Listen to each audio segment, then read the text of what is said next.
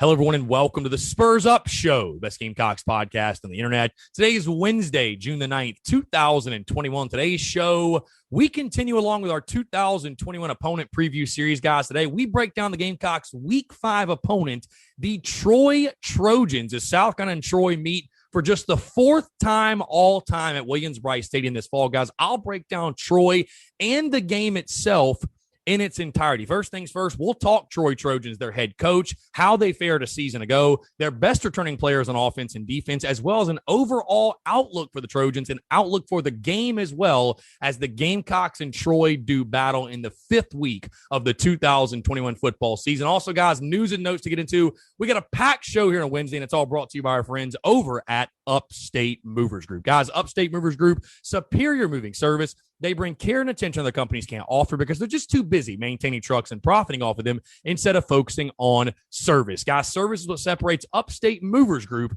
from the competition. They're not a trucking company. They're a moving services company, and they're also employee-owned co-op. The movers are paid twice the industry average, and everyone on the crew is invested in your success. They have dedicated professional crew members, and they also offer black glove service. They offer end-to-end packing services, custom crating and packaging for special items, and cleaning services as well. They're founded by Greenville natives and University of South Carolina alumni, guys, so a Gamecock-owned small business. They also offer 20 years of project management moving experience, and they can offer logistics and solutions that traditional moving companies simply do not have the skills for. Guys, whether in the upstate or across the state of South Carolina, if you have any moving needs in 2021, be sure to check out our friends over at Upstate Movers Group. You can find them on social media at Upstate Movers Group, or of course, if you have any other questions, go to their website, upstatemoversgroup.com. That's upstatemoversgroup.com. Be sure to check them out and tell them Chris from the Spurs Up Show sent you. Let's get it.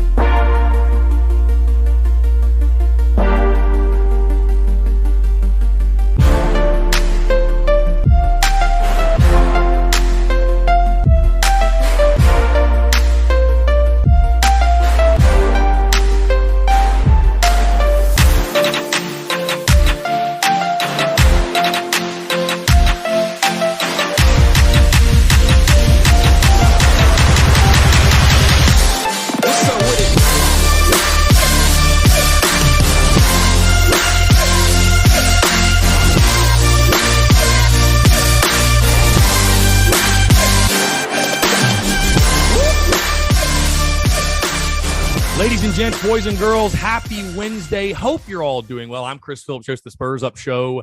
As always, appreciate you guys tuning in, guys. And I'm going to start today's show with a little bit of a funny story, a little bit of a funny tidbit here. So as you guys know, obviously with the business and the content, everything we do, not everything is always perfect, right? And I feel like that's why you guys appreciate my content, what we do. And hey, we just keep it real with you, right? If the mic messes up, if the video goes out, if we're doing the Daily Crow and the Muschamp hackers get us, you guys are along the ride every single step of the way. You guys ride with us through the technical difficulties. It does not matter what it is. And I had not done this in so freaking long. But sometimes, you know what? I'm just like any other human being.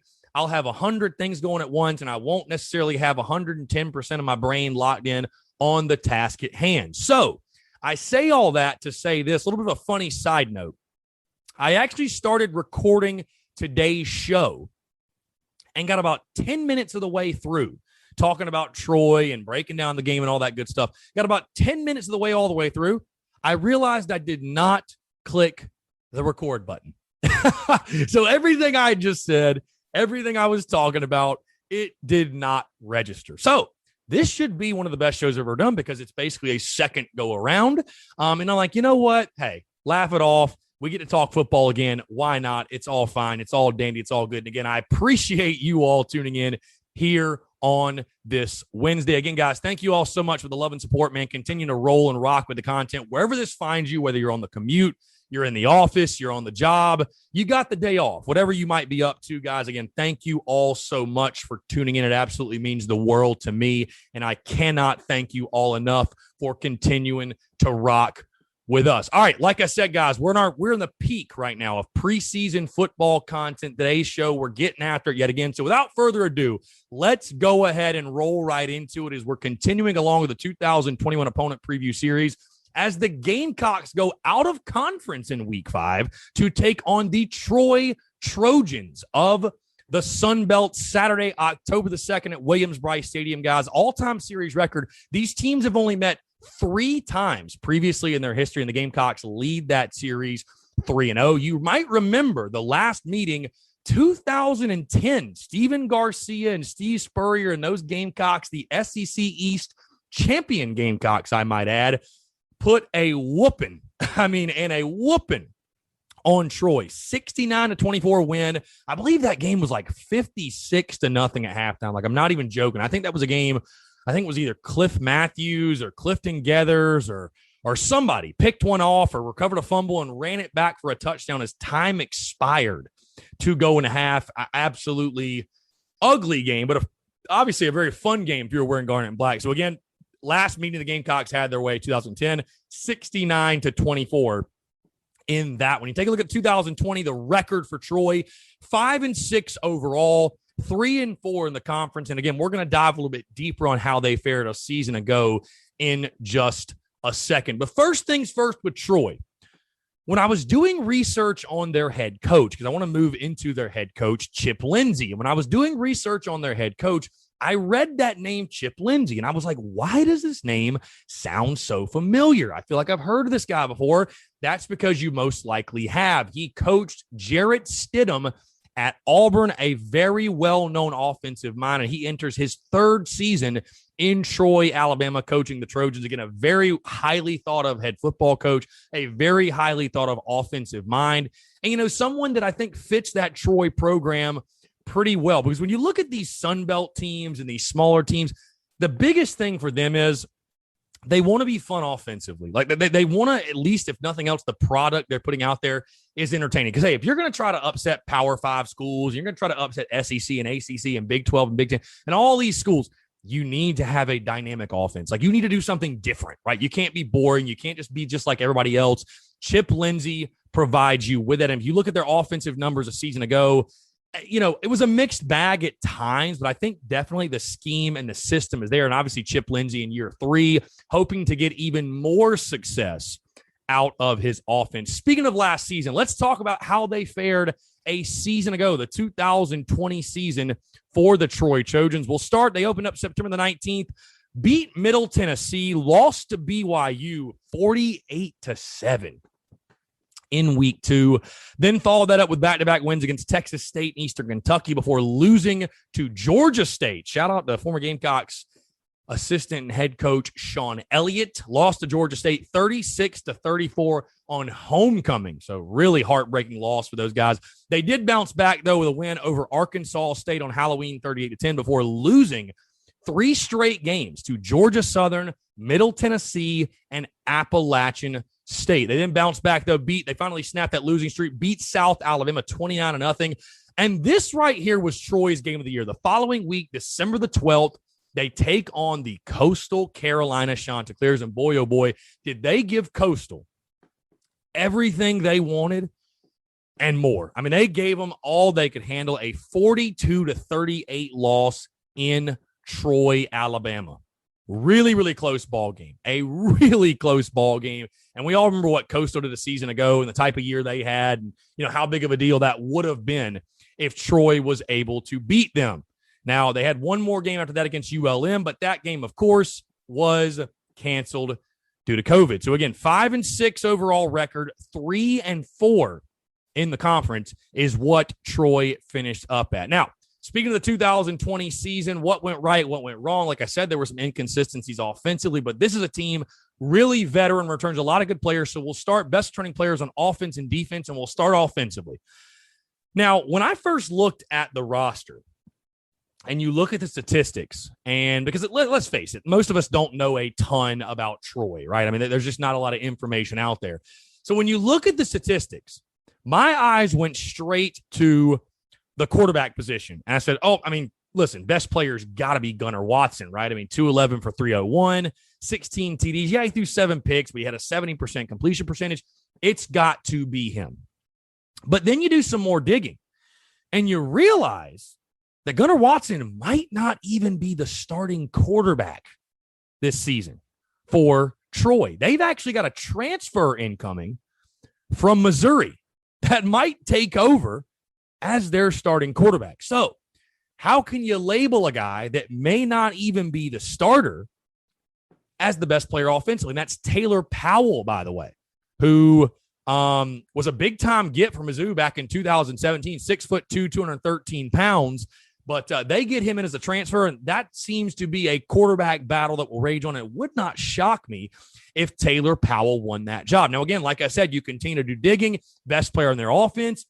They have 3 super senior wide receivers on the outside, and the guy who led the way last year, and I expect to lead the way again this year, wide receiver Kalon Geiger, a super senior, best returning player on offense, in my opinion, 64 catches, 752 yards, and 3 touchdowns. He also is a playmaker in special teams. And I wonder, guys, just as a side note, what an interesting matchup for this Gamecocks defense, because as we all know right now, at least, the biggest deficiency defensively is the secondary.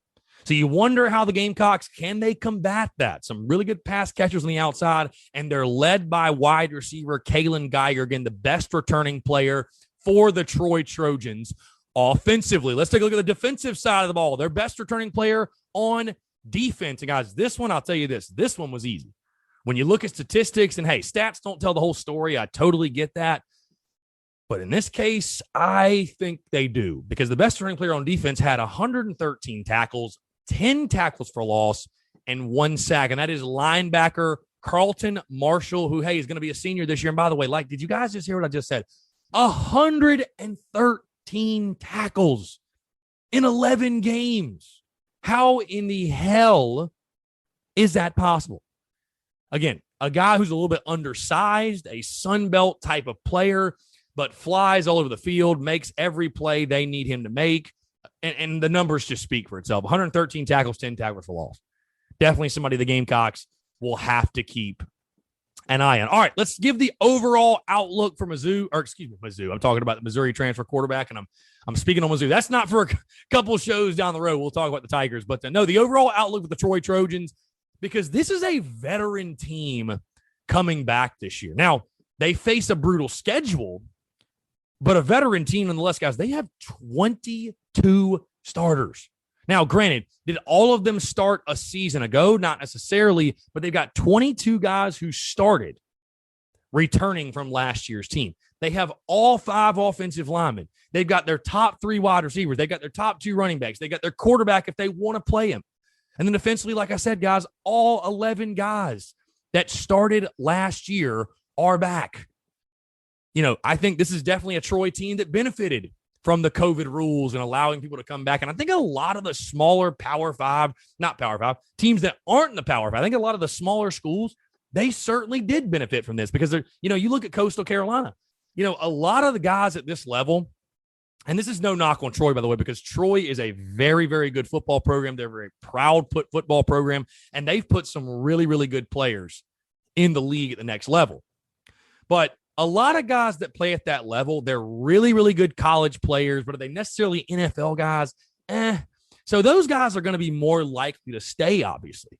And they're still really good college players. And I think Troy is certainly an example for that. Veteran team, like I said, 22 starters returning. Of course, one of the big storylines, if not the biggest for them and Chip Lindsey in his 3rd year in their offense, is, like I mentioned earlier, the transfer quarterback coming in from Mizzou. Who's the guy under center? Because you got these weapons on the outside. You've got some solid running backs. You have a pretty damn solid defense. I mean, there were inconsistencies, sure. And, how good is a Troy defense? I guess you guys are probably asking. But you got to figure it out at quarterback, because if you don't have a quarterback, you do not have a chance. And that will be the piece of the puzzle that Chip Lindsey will try to find going into this 2021 football season. Now, this game for South Carolina, because that's what we all care about, right? What does this game really mean for the Gamecocks? And it's an interesting ball game, to be totally honest with you. At home, I know most fans will gloss over the first half of the schedule and just look at this one like, whatever. But Troy is a very proud football program. Troy's a football program, like I said, a lot of veteran experience and a lot of guys who aren't going to back down from any sort of challenge.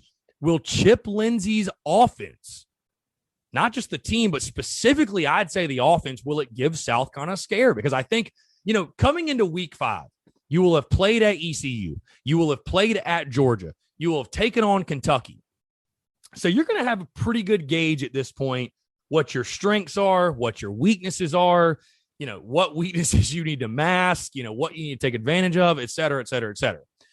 And I guess the hope is at this point that by this point, and you hope even earlier, but certainly by this point, you've kind of figured out at least a rotation in the secondary. We're like, okay, we feel good with these 5 guys, in the 4-2-5. We feel good with this back end of our defense, or as good as we can feel necessarily. But you look at this roster for Troy, they've got 3 big-time guys on the outside, all super seniors, like I mentioned, led by Kalon Geiger. Offensively, on the offensive line, all 5 starters back, running backs are back. And again, does experience mean a lot if it's not great experience? Hey, I'd agree with you. It's not the biggest thing or the most important thing in the world at times, but Troy's a scary team. And I asked this question to you guys as well. I think where this game falls on the schedule is really interesting because, depending on what happens previously, heck, I mean, this could be, if you're able to beat Kentucky like we talked about yesterday and you come in this game 3-1 and morale is high and you have momentum. And obviously if you're 3-1, I think things are starting to click for you a little bit. This could be a really fun day for South Carolina where, you're able to continue to develop that consistency and that rhythm. And of course, you're still at this point, you're going to be early in the year, going to be breaking in systems and getting guys acclimated to the verbiage and, hey, the new culture and continuing to ingrain that. But I do not look at this game as like an Eastern Illinois, guys. I really don't.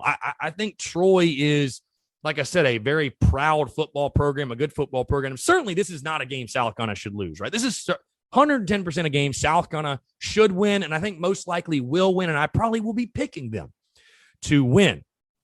But where it falls on the schedule, after Kentucky at home, maybe you get a big-time emotional win in that one, and the following week, you travel to Tennessee, to Knoxville, to take on the Volunteers. And while Tennessee might be a dumpster fire of a program right now, they've got their own issues. And again, we're going to talk about Tennessee on Friday's show in full detail, but that's still a game that South Carolina, I think, is really going to be looking forward to, is going to Knoxville and taking on UT, especially after how the game went last season. Is this a trap game? If you're South Carolina, the biggest thing is this. You should win this football game. There's no question in my mind. You should beat the Troy Trojans. But you cannot come into this football game thinking, oh, we're just going to roll our helmets out there. Oh, who cares? It's just Troy. We don't have to try, whatever. We're not motivated. We're not focused. We're not fired up. And I think Shane Beamer and this new staff, I'm not worried about that with them. They will have this team ready to go. But I'm just making the point that, Troy's not EIU in my opinion. I think this is one where you need to come in and have a purpose, play with conviction, play with purpose. Work on yourself as a football team. There are things you can develop. There's things you can improve on. There's things you can get better at each and every single week. And Troy should give this team an opportunity to continue to build confidence. Like I said, veteran team, quality ball club. They've got guys coming back that are real big time playmakers. But this game all comes down to South Carolina. And South Carolina, if it does its thing, if it shows up, if it has the right attitude and the right mindset, the right mentality, I think this is a game South Carolina should be able to take advantage of. Like I said, I'll give my official prediction in a few weeks, but I don't think any of us are sitting here saying, oh, is Chris going to pick the Gamecocks to win or lose? I think we all know where I'm going to fall on that. But Chip Lindsey's squad, it does present somewhat of an interesting challenge for the Gamecocks, especially defensively. And then offensively, you just hope, hey, Luke Doty, the offensive system, wide receivers, everyone continues to gel, continues to mesh. And hopefully you are riding the high of what you've done in the previous week against UK. If you're not, and you have to bounce back, you better get your head out of your ass and play your best football game because Troy will have no sympathy for you. And you look at their 2021 season, by the way, they open up with Southern, then have Liberty, Southern Miss, ULM, then at South Carolina, Georgia Southern, Texas State, at Coastal's a big one, South Alabama, Louisiana Lafayette, or Louisiana as they're known now, Appalachian State, at Georgia State to close it out, and then the Sun Belt Championship games, December 4th, guys. And you look at this team, I mean, this is a team, Troy, that realistically could challenge for and could contend for the Sun Belt title. So that is not a game you should just roll into and say, oh, no big deal. It's like we're playing EIU. We're just going to roll the helmets out there like I mentioned earlier. No, Troy has a very proud history. They've got a very proud football program, and they will show up ready to play this game. And hey, I hate to be that guy to bring it up, but we have seen South Carolina struggle in games like this, right? Hey, the last non-Power 5, non-conference game you played in at home, guess which one it was, guys? It was Appalachian State, another Sun Belt team. And I don't need to say anything else. So right now, at this point in the Gamecocks football program, you cannot take any game for granted. So South Carolina, Shane Beamer's guys, they better show up ready to play. And if they do that, I think they'll get the win, no problem. But you got to show up ready to play in this one. Don't take anything for granted. Play your best football and move on. So, again, that's going to wrap it up, guys, with the Troy Trojans Week 5 matchup at Williams-Brice Stadium as the Gamecocks step back out of conference to welcome Troy to Columbia for the 4th all-time meeting between the two schools. Guys, going to close it up. One last note really quickly in our news and notes. Jeff Heinrich announcing his departure from Gamecocks baseball. For those wondering, no, he is not entering the transfer portal. Was able to talk to Jeff directly, and it sounds like he is going to try his hand at professional baseball. So wish Jeff Heinrich nothing but the best. Listen, people DM me constantly and comment, oh, my God, look, here comes the mass exodus. Oh, this is an indictment on the program. Guys, in baseball, guys are making the best possible decisions for their future. It has nothing to do with Mark Kingston being a bad coach or the hitting coach sucking or Skylar Meade or anything to do with Gamecocks baseball. Guys have to make the best possible decisions for themselves. So when you look at a decision like this, no, it's not an indictment on Gamecocks baseball. Jeff Heinrich just feels it's time to try his hand in professional baseball, and I don't knock him for it, and you shouldn't either. So I'm going to leave it at that. Jeff Heinrich announcing his departure. I would say this. It was a pleasure to watch Jeff. I know it wasn't the best year necessarily, but I feel like he was a guy, played the game the right way, and was always very, very clutch when South Carolina needed him most. So again, happy trails, Jeff Heinrich, as he pursues his next move in his baseball career. But again, that's going to do it all for us, guys. Again, thank you all so much for tuning in. Like I said, a quick content update. Tomorrow's show will be a full season recap and review, and also 2021 postseason award show for Gamecocks baseball, as I officially put a pin in the 2021 season. Friday, we will talk Tennessee. We'll continue along with a 2021 opponent preview series, talking about the Gamecocks trip to Knoxville. So that's going to be a damn fun show. We talk about those dirty Tennessee Volunteers. Guys, thanks so much for tuning in. Have a great rest of your Wednesday. Have a happy hump day. Thank you all so much, and we'll talk to you tomorrow.